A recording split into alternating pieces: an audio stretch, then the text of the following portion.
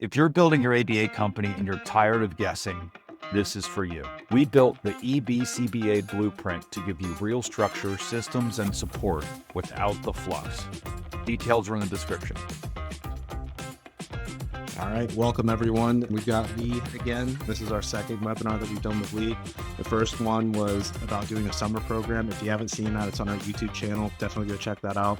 So today we're going to be talking about social skills group and why yours might suck and what you can do about it, the do's and don'ts. Hi, everyone. Thank you. Thank you for attending tonight. I really appreciate it. Perfect. So just before we even start, I gotta give credit to my 8-year-old. She's the one that designed the slides. I was gonna go a different way and she said, no, this looks better. So I went with what she told me to do. So she's somewhere running around here. Tell her she did a good job because it looks awesome. The finger paint was a nice touch. Yeah, I was gonna go with sidewalk chalk, and she was like, "No, Daddy, no, they're gonna like the paint more." I was like, "All right, here, good to go." Give it one more minute. All right, so we've got Lee again today. We had a past live stream that we did with him about summer programs, so I'm really excited to hear about social skills group. I am not a clinician, so I don't really know what a social skills group is, so I'm excited to learn what that is. I'm sure everyone else probably already knows what a social skills group is, but so yeah, Lee, take it away. All right, thank you, Josh. So again, thank you to everybody that's here. I really appreciate you attending. If you're here, it's probably because you're either curious about social skills groups or you have one that perhaps you want to improve upon. So I'm hoping that tonight I'll be able to share with you some strategies to help you do just that. But even before that, I wanted to get very real about what I've learned from my experience and from other conversations I've had with other practitioners and clinicians relating to social skills groups. And frankly, a lot of them just suck. They do.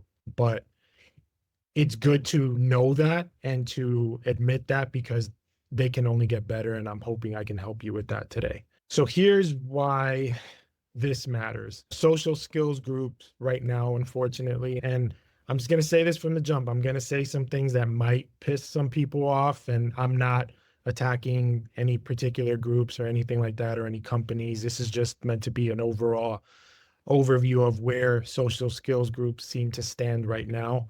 But oftentimes they are seen as fillers. You may have some clients that fit a group setting and you haven't really used that code. So now you have the opportunity to do that, but there's no real strategy implemented in order to have a successful group or even understand what social skills really are.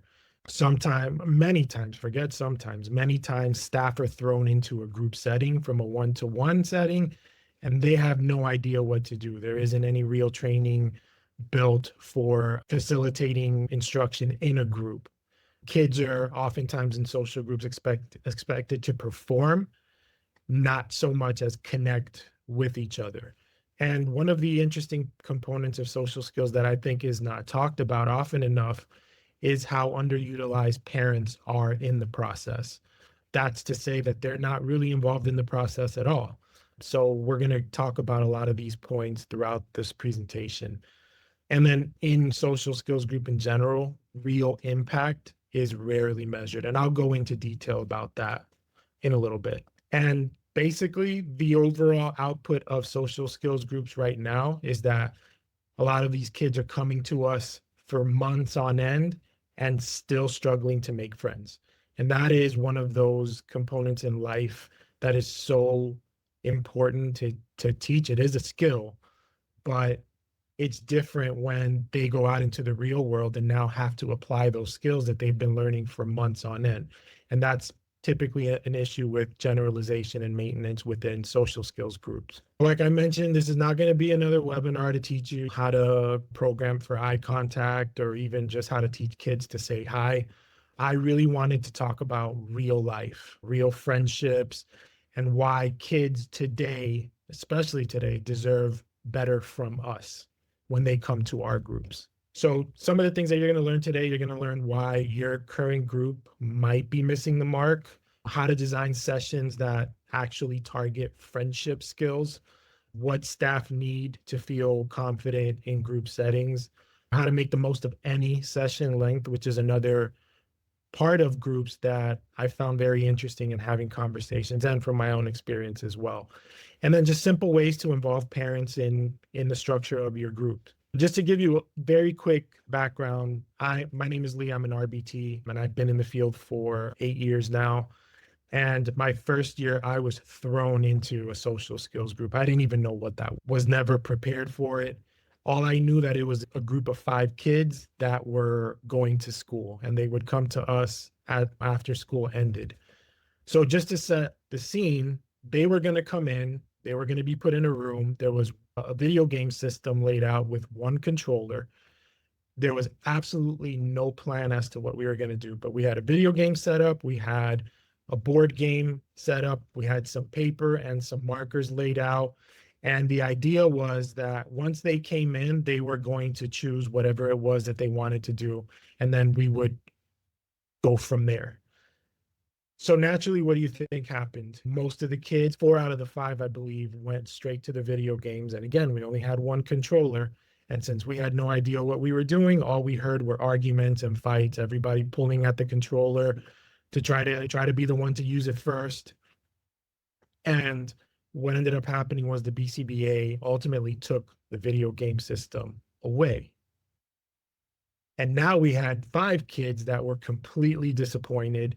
And on top of that, bored. Nobody wanted to play a board game. Nobody wanted to sit there and draw or color with markers like they were 5 years old. And ahead of us was still 2 hours. So that was my introduction to social skills group. And that seems to be very common, unfortunately, for a lot of clinicians, maybe even you when you first started out and you were thrown into a social skills group. Unfortunately, it seems to be the norm, but it can be fixed. So the elephant, this was something that somebody told me and it stuck for some reason. And again, I'm not bashing stepchildren, but social skills groups seem to be treated like they are the stepchild of ABA. We idolize early intervention. We idolize kids that come to us as young as possible because there's so many things that we can teach them at a young age. But typically school age kids get the scraps. There's not a lot of knowledge in terms of what these kids really need and how to teach it to them. So they get just like the bare minimum a lot of times. Sometimes groups are built for billing, not necessarily for outcomes. That's just the harsh truth about things. And like I mentioned, staff get almost zero training. I didn't get any training. I know a lot of my fellow RBTs don't get any social skills training as well. And system-wide, right now as a field, I don't see a strong push to fix this, to fix social skills in general. I think ABA has a lot of repairing to do in general, but social skills specifically, I don't really see any urgency to improve it. And then at the end of the day, the ones that suffer are the kids. They're still in their schools, lonely, sitting by themselves at lunch, at the playground, looking around by themselves at all these other kids that are playing, and they have no idea how to fix it. And sometimes neither do we. So why do groups often suck? There's really 6. I've narrowed it down to 6 reasons. One of those is like the stale group syndrome, I like to call it. Sessions in a social skills group setting typically are very rigid and they don't really change very often. Repeated goals like greeting. As soon as they come in, we jump on them to try to greet each other. And in those greetings, we want to make sure that they make eye contact with their peers. And then whatever we put out there on the table, whether it's a board game or an actual like game, hide and seek, we try to teach turn taking. And that's pretty much it for the most part. What happens from that, kids and staff disengage very quickly. If you really pay attention to a boring social skills group, you'll see the boredom in everyone's face. And then there's activities that lack creativity or any like real connection. And when I say real connection, activities that are built to really get kids comfortable with each other within a group setting. And then the kids who need these skills the most end up hating coming to our groups. Another point is the data trap. We are a field that loves our data. We love our graphs. And sometimes that becomes more important than the actual teaching component of our groups. And because of that, the skills that we teach don't typically generalize outside of the school. We don't see it happening in their schools. We don't see it happening in their churches. We don't even see it happening in family outings. So data is tracked, but a lot of that data is not very meaningful when you step back and look at what we're actually seeing in a live setting. Another issue is we have this skill versus performance confusion. And basically what that means is that we expect kids to perform on demand. We want them to perform certain skills, and that's really all we care about. And then we really just skip. And this is just specifically about social skills. I'm not talking about DTT or early intervention. There's not a lot of modeling or shaping or partial prompting. We go into heavy, full physical prompting to the point where we're actually like grabbing kids by the chin lightly, but we're trying to pull them to look in the direction that we want them to look. And then there's pressure to get data over actual making connection. And then at the end of the day, children just don't understand why the skills that we're teaching them even matter to them. Another one, and this one makes me laugh every time I see it, there's a lack of functional meaning. We throw a bunch of board games because, yes, a board game can create opportunities to teach social skills. But how often are kids going to be sitting there playing a board game in real life, especially if they don't like board games? So why are we forcing activities that kids don't necessarily, as opposed to creating activities that relate to actual social situations that they'll encounter in their life? A lot of times our sessions don't even go into like playgrounds, or they don't go into a simulated scenario that they might encounter, like a birthday party. We stick to this kind of rigid classroom teaching it in a group setting that just doesn't work. Skills are taught, like I said, but they're not lived. We're not teaching the tools to take those skills outside of our session and go into real life. And that's where neglecting parents comes into play. And then kids just don't retain what they can't apply. It's just a fact. We're never going to retain something that we're taught if we're not taught how to implement it in real life. Another component that's not talked about is there is absolutely zero pairing when it comes to groups. And we do pairing effectively when we have one-to-one settings, but in a group, it's very difficult. And a lot of times it's just skipped because of the fact that it's difficult to do it. So because of that, kids have a difficult time relating to us, and therefore they don't get very comfortable with us. And it's very difficult to teach in an environment like that. And then again, one of the biggest ones, staff is completely unprepared for group dynamics. It's very different when you have even just 2 kids as opposed to 1. When staff are thrown into a situation like that, they tend to just wing it through the sessions, especially if there isn't really a plan in place anyway. It becomes extremely overwhelming for them. And then eventually they reach that burnout level and they just don't want to do it anymore. When really it was just a matter of training and getting them in those scenarios more often before we just throw them in there. So I was looking at statistics as to what happens to individuals in general, not just kids, when they don't receive effective social skills training. And I'll be honest with you, when I put this slide together, I got very emotional about it, especially that first point, because I never really associated suicidal ideation with what we do. And it's actually a very prevalent and very real danger that exists, especially for autistic individuals. In fact, 40 to 66%, and it's more around like the 52% from what I saw, percent of individuals that are diagnosed report that they have thoughts of suicide at some point in their life. And that comes from this feeling of loneliness that they have, this feeling of lack of independence that they've developed because they can't do anything on their own. They rely on their parents for so long, even later on in their adult years.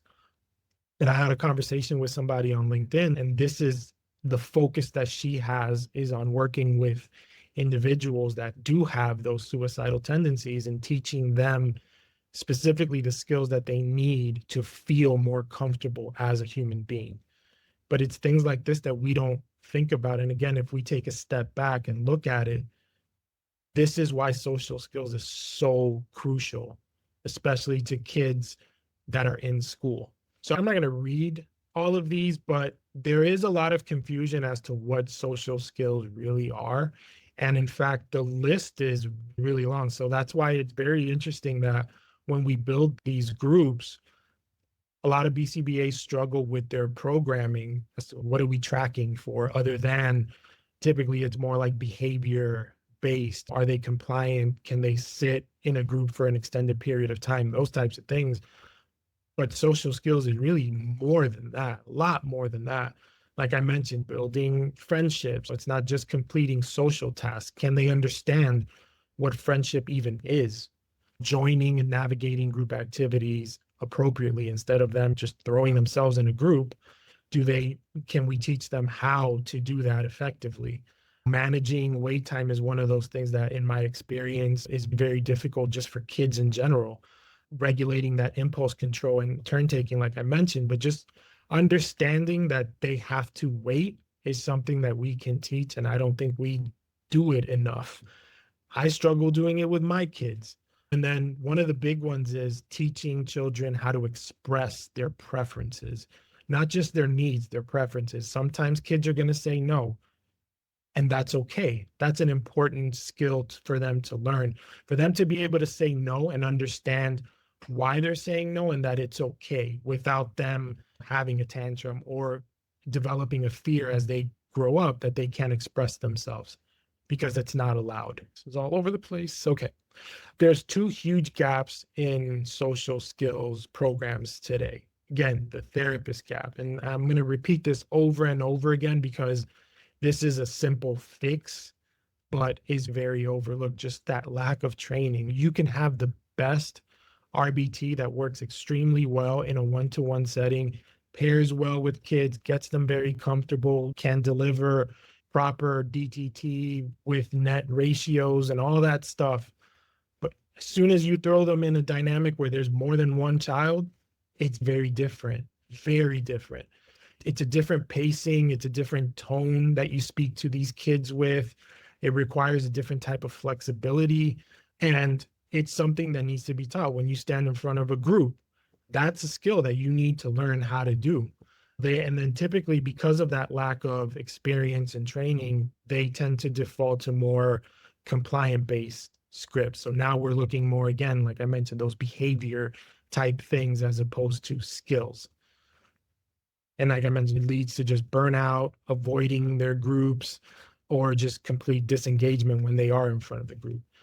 Just so you know, this is something that other BCBAs have mentioned to me that they've noticed is when they see that one of their RBTs who typically leads their social skills groups starts to call out more often, it's because of this. They just don't want to be there because they don't feel comfortable being there. So how can you train them? And like I mentioned, it's not that difficult. Understand that it's very different. I think understanding is the critical thing, understanding and knowing that group dynamics are very different. So let's train for those. Have all of your new hires, if you have an established social skills group, have them shadow those groups as well. Not just the one-to-one sessions, but bring them in. Even experienced staff, if they've never seen a social skills group in a live setting, bring them, let them shadow for a little while. Maybe you can rotate staff if that's doable. One of the things that I was doing for the last 2 years, which I thought was very beneficial, and this was something that the BCBA I was working with instituted, was having dual child sessions. So I had 2 clients that fell into that social skills group area. So what I would do, and I was seeing both of them every week, twice, each of them twice every single week. So once a month, what we would do is bring them together and I would have a session with both of them at the same time. And it was all social skills related. So that helped build my confidence, that enhanced my skill repertoire in a group dynamic. include social skills related topics in your monthly trainings. I think we all get sick of listening to topics about ethics and differential reinforcement and, oh my God, verbal operants. Those are all important, but every now and then throwing in something social skills related will perk up a lot of people. And then regularly observe and assess your staff. Don't assume that your group is like the best thing in the world. Maybe it is, but it can always improve. So doing regular observations and assessment for your staff is only going to help grow your group and your staff as a whole. Then the other gap that I identified, obviously, as I mentioned before, is the pairing gap. There's no time spent building rapport with group participants. And that is very difficult, especially when you have 4 kids coming in at the same time. It's very difficult to pair with all of them. Staff typically just jump right into the last kid comes in, and now it's time to just start running skills, running activities. When kids don't know or trust each other, they are there. So then you'll see a lot more like that parallel play, which is great, but we want them to be together and we want them sharing toys. We want them sharing materials with each other and speaking to each other. And that kind of comes from pairing with each other. Activities begin before any type of safety and familiarity are established, especially when there's newer kids in the group. They don't know the environment, they don't know the staff. And then when we just jump in and start throwing things at them, there's no way they're ever going to get comfortable that way. And then because of this lack of pairing, groups tend to feel clinical. They're not fun. They're just not fun. They're very robotic. And that's just not a group that anybody wants to be in. So here's some solutions that hopefully might help you. Pair with each child individually before the group comes together. So if you know that there's some kids that are coming in a little bit earlier, greet them, get down at their level, talk to them. How are you? Maybe ask them something, give them a compliment. We all know about pairing, but it can be done in a group setting. It just takes takes maybe 2 minutes at most just to give that child some individual attention to help them drop their guard a little bit. Begin your sessions with connection activities where everyone shares, and that includes staff. And that is super fun and very simple to do. Once the group is there together, maybe you have a fun question that you ask. And something like, what is the vegetable that you hate the most? That all of a sudden was like a fun topic, and there's going to be a lot of answers to that. But when you throw staff in there as well, kids have even more fun with that. Do movement activities, have some songs available, maybe tell jokes, just do something that's different from what they might see at school in a classroom for multiple hours a day. Narrate kids' strengths. This is different from reinforcing them or verbal praise. If they do something, let's say they walked into the group and they have a huge smile on their face, mention that to them. Give them a compliment about how they came in and their face was lit up and it made you excited for them being there. And then same thing with one-to-one. Pairing is ongoing. It's never just going to happen once. It should happen at every single session that you have. Really quick, there's also this myth about time. And what I mean by that is there's like the perfect session length. Should there be more hours? Should it be 2 hours? Should it be 3 hours? Should it be 30 minutes? Should I have a full day program? And the reality is that really doesn't matter if there is no structure, if there are no activities that kids really enjoy, if kids start tuning your sessions out or they feel like they're dragging, none of that matters. Essentially what matters is the moments that you provide within your group. That's ultimately going to be more important than the amount of minutes that you provide in a group. Somebody said this to me and it stuck because it's very true. If you see that you have 2 peers that gravitate towards each other and they're always playing together and they're sharing toys and all that stuff, that is worth more than any amount of time that you can put in a group. So if your groups are only 30 minutes long, but you're seeing these types of results, you don't need to change anything. If it happens in 2 hours, great. But as long as that is the result that you're seeing in your groups, you're on the right track. So there are some companies that do only have the capability of short sessions. So short sessions are typically like 30 minutes to about an hour. And those are doable too. Those are, even if they're only once a week, those are doable. Again, start with connection activities. Don't start with just commands. Don't start, the very first thing that comes out of your mouth shouldn't be, let's sit down. Maybe you start immediately with some type of movement activity because kids are already standing up and you want to get the energy up. So start with something like that instead of immediate command. Choose activities that kids enjoy. For example, if painting is something that they all like, give them that. Maybe you change the way that, maybe you change the activity itself, but it's still related around painting. Maybe today they're going to paint rocks. Maybe next week they're going to paint a giant easel paper that you put up on a wall, kind of like this picture.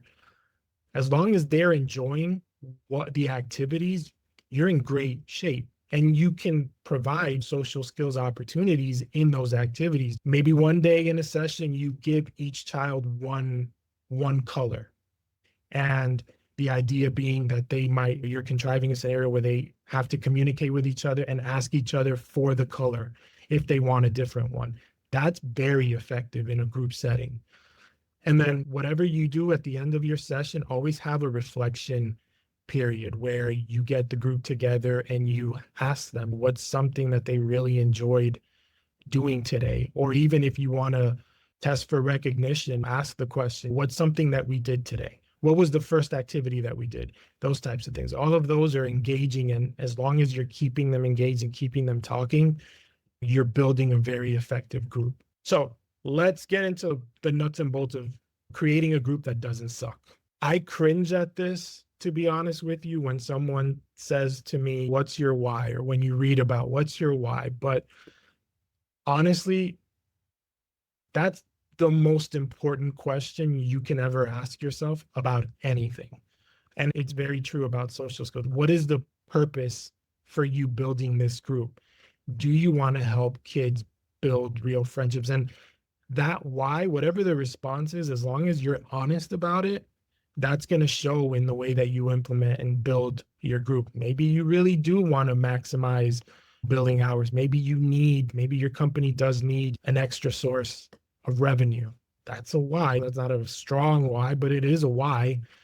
Or you want to incorporate more social goals in treatment plans. That's a why. Maybe it's that you want to genuinely just change lives. You want to build more, you want to provide an opportunity for kids to build more connections, to build more friendships, to build their confidence, to help teach self-regulation in more of a group environment. Those are all whys, but you should have an answer to whatever the reason is why you want to build this group. For your groups, have clear goals that extend beyond just, I want eye contact and just greetings. Have activities, incorporate activities the activities should always center around peer interaction. It may not happen, but they should all incorporate the group working together or at least being around each other to some degree. It shouldn't involve solo play.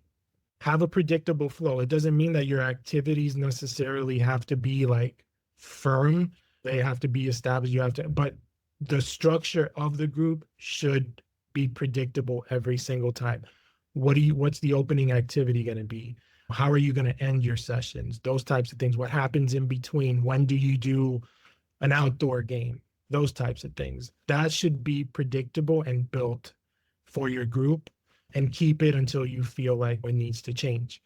Involve the kids. There should be a role for all kids, whether it's one of the things that I have done that really works well. Let's say you're doing a bingo game. Fade your staff away and assign roles for the kids to be the ones that institute and complete the activity. For example, one child is the one that hands out the cards. Another one is the one calling the numbers or the letters or whatever the bingo game is. You have another one that walks around and makes sure that everybody is doing right. And then your staff are the ones that are actually playing the bingo game. Those are the types of things that you can be creative in a group setting and doing. And they're really fun for kids, especially when you put them in a scenario where they feel like they're the ones in charge. And then always have built-in flexibility. You never know how your kids are going to come. Sometimes the energy is just low. Every kid is tired. So whatever your plan was for that day, maybe you had a ton of high energy activities and that may not be applicable to that particular session. Always plan to have backup activities for different scenarios if you can. From my experience over the last like 2+ years building summer programs for companies, this seems to be a session flow that works really well. We usually start with connection, like I mentioned, what a simple question that's fun to answer for the entire group to respond to.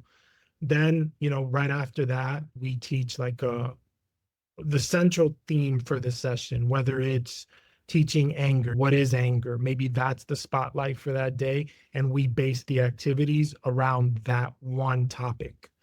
Then we move into movement and regulation, just because typically that skill spotlight might have the kids sitting down a little bit. Now, all of a sudden, you do something that's more high energy to break them out of that sitting pattern. Then you do a specific activity. That could be an outdoor game, teaching hide and seek or something that's more fun and hopefully, ideally, gets them out into a different environment.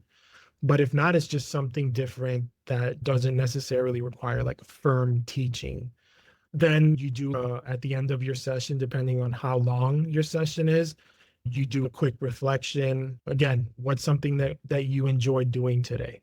And then have some type of closing routine. If that's like a handshake that everybody does, or if at the end of the day, you do a mini dance party so that, when they're ready to go home, like they just had some fun. Whatever that is, have a routine for closing your sessions. And again, this stays the same for the length of however long your program is. Try to keep it the same, just change the activities as much as you can. Again, I'm not going to read these, but these are some of the skills that I have taught, as well as some of the skills that other BCBAs have mentioned to me that they teach during their social skills groups that really help. One of those things that jumped out at me was letting go of being right. That is, all kids are right. You ask them, they're right. So that's an interesting skill that you can teach in a group setting, teaching them what right even means, and then understanding sometimes you'll have to create a scenario where you tell them flat out, no, you're not right. And then you can help manage whatever behavior, whatever the outcome of that, whatever the consequence is. That's when you create a teachable moment for your group.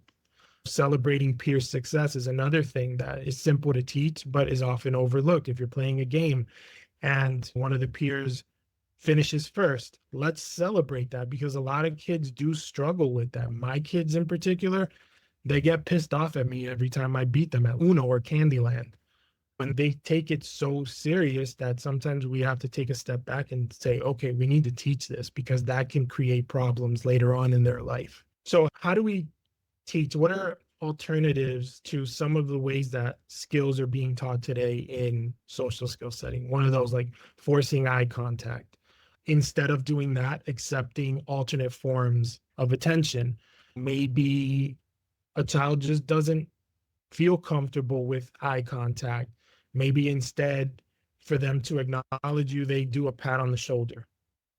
If they're looking for attention and they don't want to speak, but they raise their hand, that's acceptable. Those are acceptable forms of attention that we should reinforce. Correcting like every social error. Instead of doing that, let's celebrate attempts. And then we can gently guide them into teaching them what are some other ways that they can respond in certain scenarios. Instead of immediately looking at it like, oh, they were non-compliant, or oh, they did that wrong, let me jump in and error correct immediately. No, let's celebrate the attempt first. Ignoring no, that's one of those that to me right now is the most critical.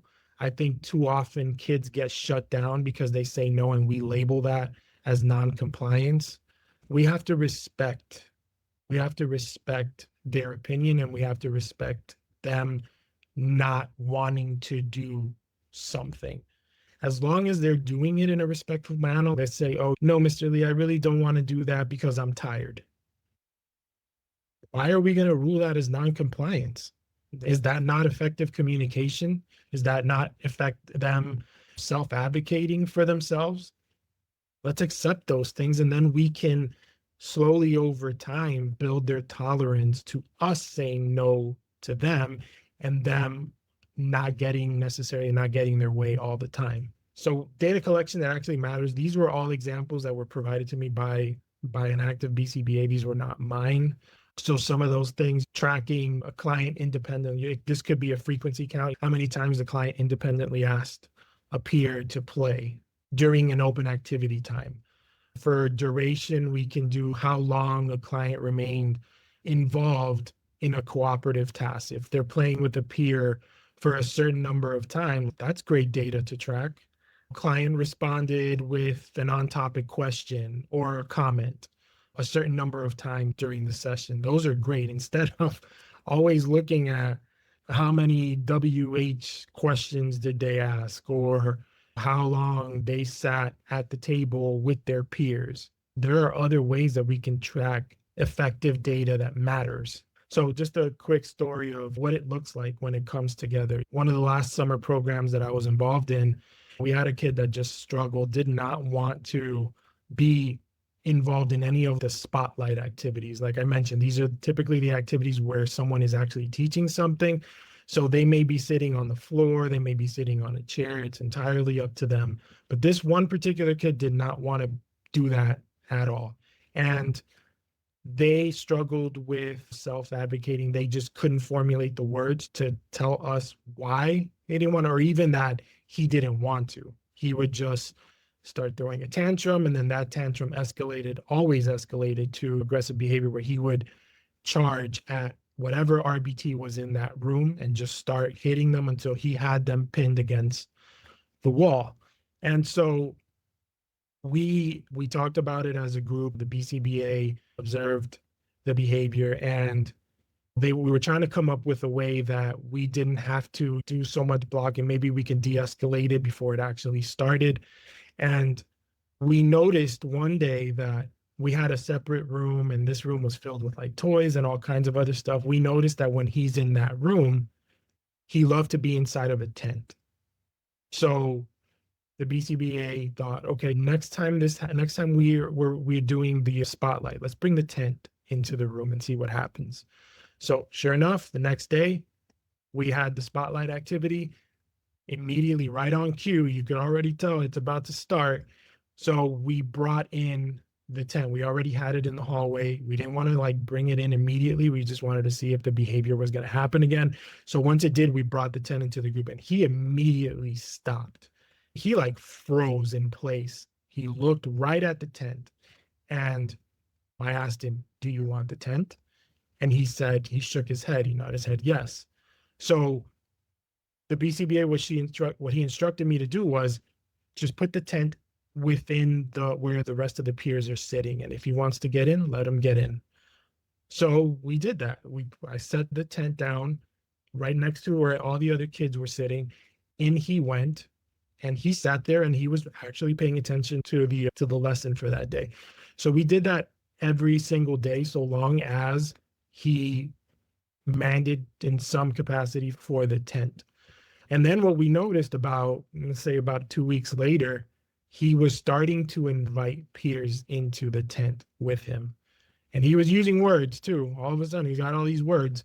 So he would, right before the activity started, he would tap someone on the shoulder, and he would ask them, look at them right in the eyes and say, "Do you want to come into the tent with me?"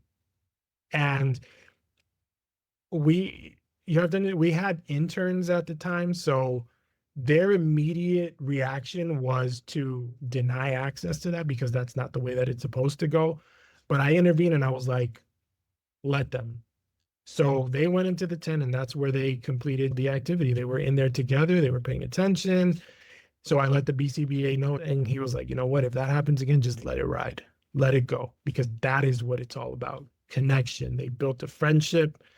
He didn't want to sit in a chair. Who cares? Let him sit in a tent.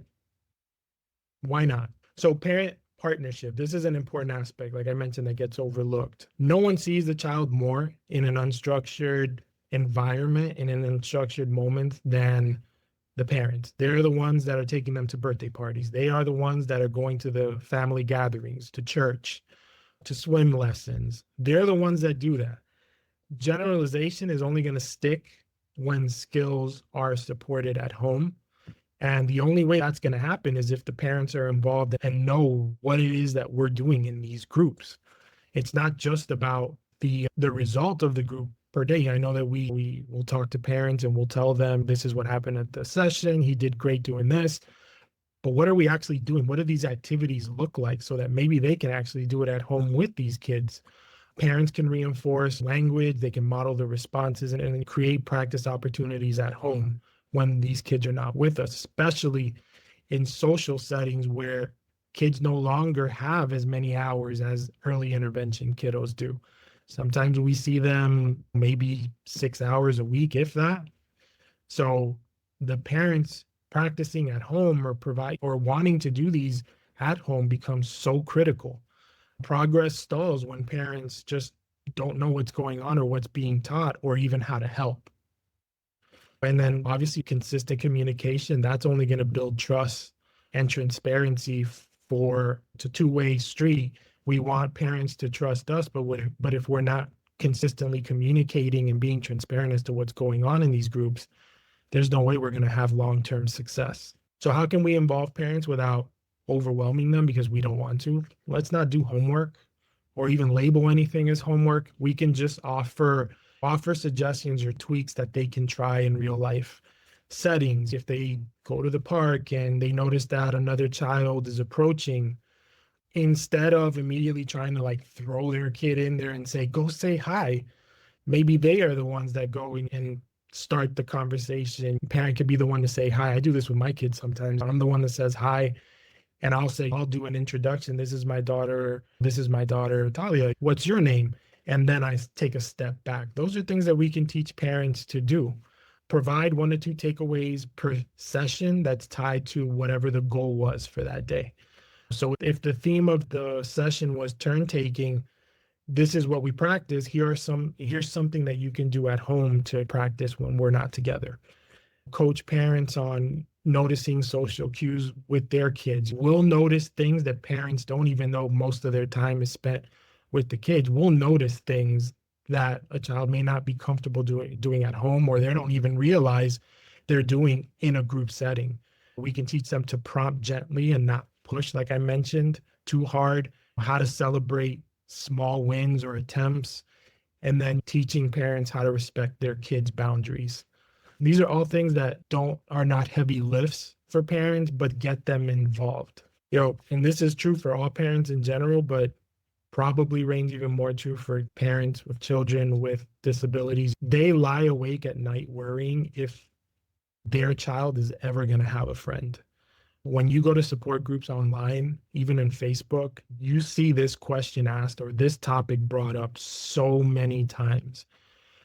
We have the opportunity to help them feel hope and show them how they can be an integral part in helping make that happen for their kids. And that's such a beautiful responsibility that we have that I think we should take advantage of more. So the ultimate goal, and these are just some, there's so many for clients, again, building friendships, building confidence in themselves that they can handle social situations. For families, again, build hope, give them more clarity and understanding so that they can also support us. It gives them a chance to see progress in everyday life. And they start to notice, imagine this, like you have a kid and you see them being less alone. For businesses, you create a program that you're super proud of and not just one that just bills for you. You're building better staff engagement, and you're also providing an opportunity for staff to learn new skills. And that keeps them excited. And then you build a pretty good group. That's going to build word of mouth. That's going to increase your referrals and the reputation within your community. Those are important things as well. It's not just money. Money is important, but if you're not getting referrals and you don't have a good reputation, how's that going to help? For the field of ABA in general, we need to raise the bar on what group services should be. We need to show that changing behavior that behavior change is equal to an improved quality of life. Teaching skills that are going to build confidence in kids and in individuals is only going to improve their quality of life as a whole. And then just breaking away from checkbox culture. Oh, we have to teach these things. No, just because it's in a textbook doesn't mean that's the end all be all. And then for the community, if we have kids that feel more confident in social settings and a lot of the other skills that we can teach them, that's only going to create more inclusive schools and environments, neighborhoods and parks for them. It's going to teach children who know how to connect and kids who know how to welcome other kids. The pressure shouldn't always fall on the kids that we work with to build friendships as well. And then we're creating a culture of understanding and not necessarily correcting all the time. So there's a lot of win-wins for everybody and not just those that we work with. So I just want to like briefly, if I had a megaphone, I would do it with a megaphone, but this is my call for change. It's time to really stop treating social groups as an afterthought. They freaking matter. They matter just as much as early intervention. These kids in these groups matter just as much as those that are nonverbal. And we should be operating with the same energy that we do for those kids with these as well. Please train your staff in group dynamics. Provide more opportunities for them to be in group settings. Even if you're role playing and that's the only form of training that you can do, don't be the only one in the room with your RBT. Have another BCBA, have somebody else in there so that they understand. They can tap into that part of their brain that understands that there's more than one person here. Build real programs, not just groups for billing. Treat social success as a critical outcome. It is. It so is. And these kids need it. And then create spaces where connection is the data point that matters. At the end of the day, that is what matters. Can our learners build connections outside of the time that they have with us? So if you're ready to really understand what your group looks like, if you have an established group, if you want to evaluate your group, if you want to figure out where the blind spots are, what you have this nagging feeling that could be better, but you don't really know how or what it is, I built this group audit that you can do for your own group. And it's pretty lengthy, but it's very simple it's simple yes, no. And then there's like a reflection page at the end for you to understand where you can improve your group. This is completely free. This is what I built for this webinar. So if you want to scan the QR code and have it, you can download it immediately. You don't have to put any emails or anything like that, but this is going to shed light on a lot of those weak points that may exist in your current group. And if you're a business that's trying to build a group from scratch, you don't have one now, but you really want one, this is going to give you a better understanding of how you can do that right from the get-go. And just to mention, I'm only going to mention it. I'm not going to do like a hard sell or anything like that. I do have a curriculum that I revamped.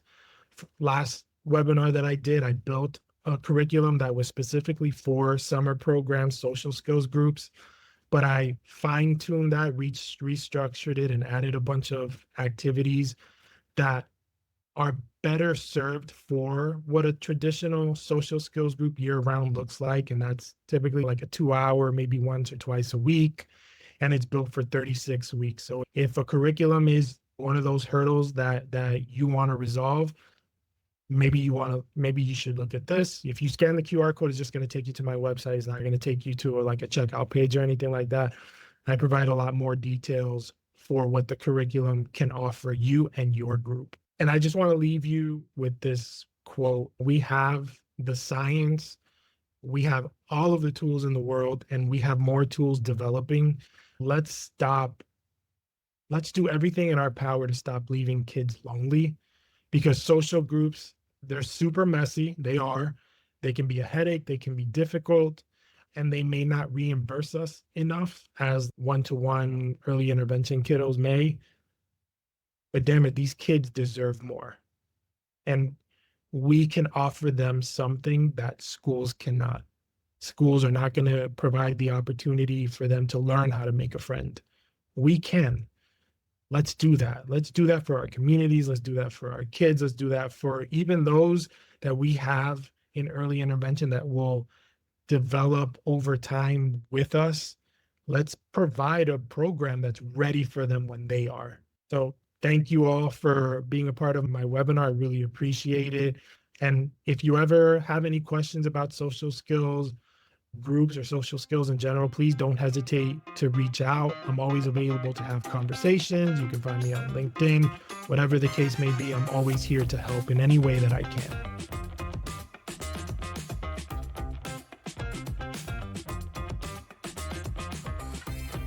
You're already doing the work, investing your time, your energy, and your vision. So let's make it count. Build something that works without breaking you. The EBCBA Blueprint is the way. Get started for free with our foundation course.